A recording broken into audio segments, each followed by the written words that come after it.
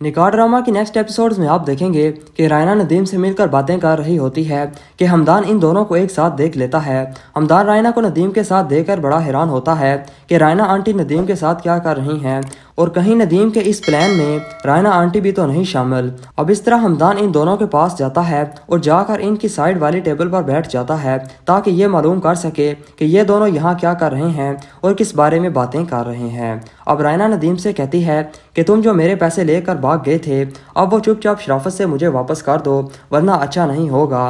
नदीम कहता है कि तुम्हारे कौन से पैसे, मैंने तुम्हारे कोई पैसे नहीं देने हैं।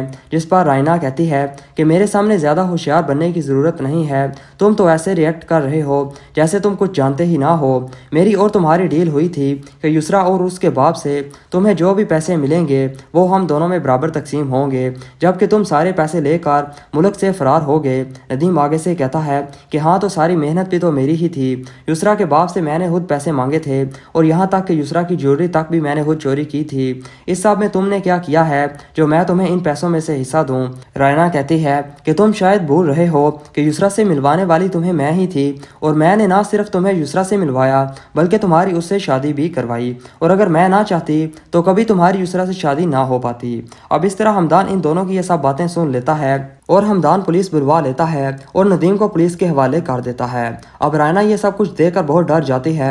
हमदान रायना से कहता है कि डिज़र्व तो आप भी यही करती हैं कि मैं नदीम के साथ साथ आपको भी पुलिस के हवाले कर दूं, लेकिन चूंकि आप हमारी फैमिली का हिस्सा हैं इसलिए मैं ये सब नहीं करूंगा और आपका फैसला तो आप बाबा ही करेंगे। अब इस तरह हमदान रायना को लेकर घर चला जाता है और फ़ारूक के सामने भी सारी हकीकत खुलकर आ जाती है। तो अब फ़ारूक हमदान से कहता है कि जब इसे हमारी इज्जत की कोई परवाह नहीं है तो फिर हम भी इसकी क्यों फिक्र करें। यह भी नदीम के साथ बराबर की शरीक थी तो फिर इसे भी नदीम के साथ साथ बराबर की सज़ा मिलनी चाहिए। इस तरह फ़ारूक रायना को भी पुलिस के हवाले कर देता है।